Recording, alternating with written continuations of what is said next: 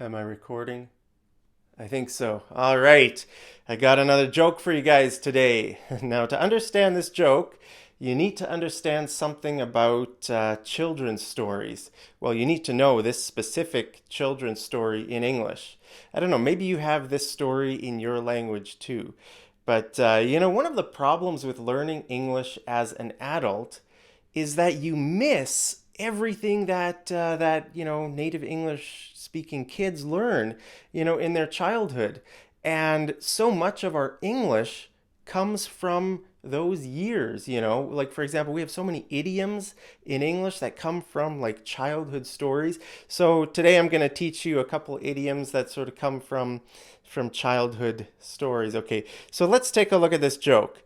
All right, there's a chicken, and the chicken sees a guy falling off a ladder, and the chicken says, "This guy is falling. This guy is falling."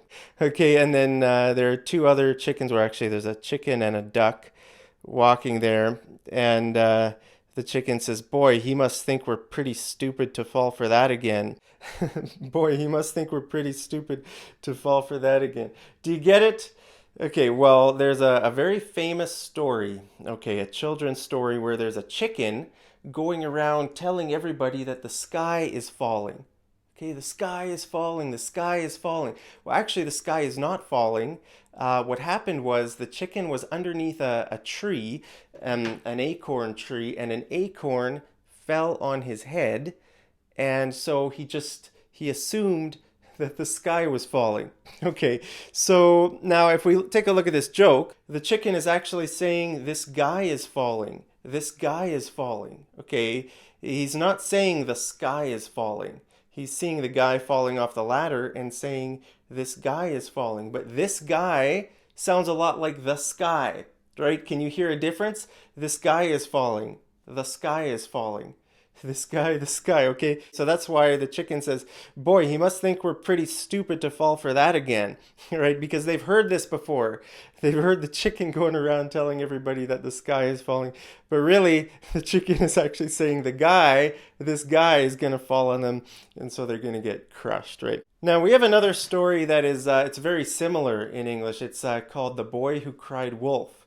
Have you ever heard that story, The Boy Who Cried Wolf? Okay, it's a story about a boy, a shepherd boy, out in the field, taking care of the sheep, and he decides to play a prank on the townspeople. So he goes into town and he cries, "Wolf, wolf, wolf, there's a wolf!" So all the townspeople run out to the field with their pitchforks, to try to kill the wolf. But when they get there, they realize there's no wolf. The boy tricked them. Okay, so they go back to town, they're all upset. And then a few days later, the boy decides to play the prank on them again. So he goes into town and he cries, "Wolf, wolf, there's a wolf." So all the townspeople run out to the field with their pitchfork, to try to kill the wolf. And they realize, they were pranked again. So they're upset. They go back into town. And then a few days later, a real wolf appears. And the boy runs into town and cries, "Wolf, wolf!" But nobody believes him because he cried wolf too many times, right? He cried wolf too many times. Now all the townspeople know, he's just trying to trick us, right? Okay, so the moral of the story is if you cry wolf too many times, people are going to stop believing you. Okay, so in real English, we can use idioms like this, like cry wolf, and what's the other one? The sky is falling. Okay, so I'll give you an example of how we can use these idioms in normal English, right? They're just a part of our normal language. All right, like for example, every time I read CNN News, right, it sounds like the sky is falling, right? I could say every time I read CNN News, they're always talking about the sky falling, right? What does that mean? Well, it just means they're being overly dramatic about some event, right? CNN hates Donald Trump. Every time Donald Trump does something, CNN just they think the sky is falling, right? They think the world is coming to an end. Trump is doing that. Oh no, everything bad is going to happen in the world and stuff like that. Okay, so I could describe that as as the sky is falling, right?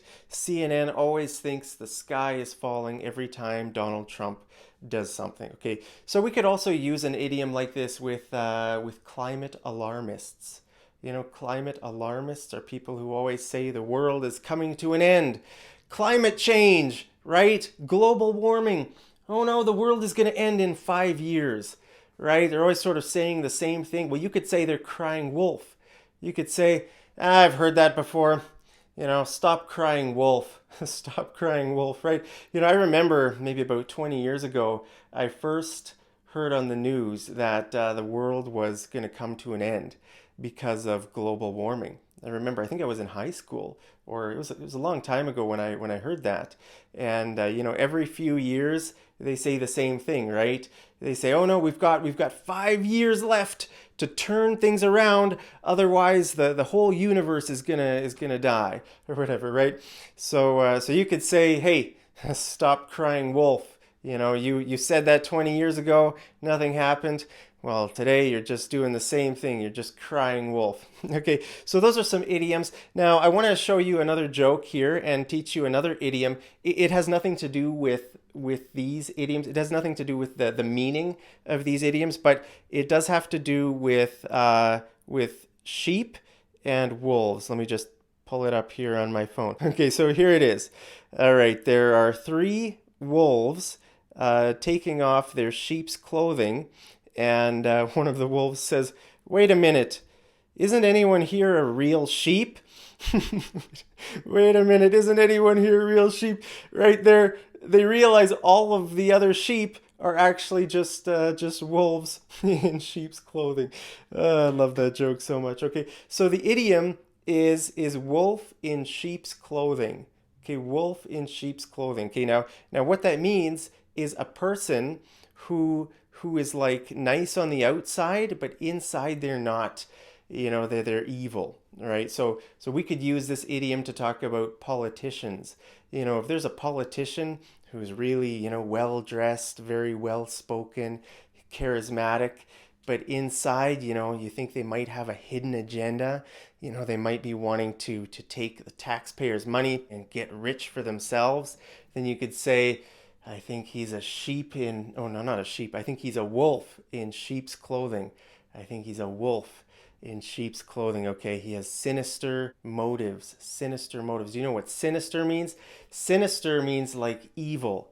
You know, he's got sinister intentions, sinister motives. Okay, or we could use it for like a business person. You know, if a business person is really nice and professional, but really they just want to take your money. You know, they're a crook, they're a scam artist. Then you could say, I think he's a sheep in wolf's. No, I said it wrong again. Not a sheep in wolf's clothing. A wolf in sheep's clothing. That business person, you can't trust him, or you can't trust her. She's a wolf in sheep's clothing. I said it right. Okay, so you know the idea is that that the wolf dresses up in sheep's clothing to disguise himself, right? The wolf wants to get inside the flock of sheep and then suddenly take off his sheep's clothes and grab a sheep for lunch, you know, and go and eat the sheep. Hey, maybe you're eating sheep for lunch today. Maybe you are a wolf in sheep's clothing. Let me know down there in the comments if you are a wolf in sheep's clothing. Anyway, I hope you guys find these idioms useful. Like I said, you know, a lot of our English is sort of based on children's stories.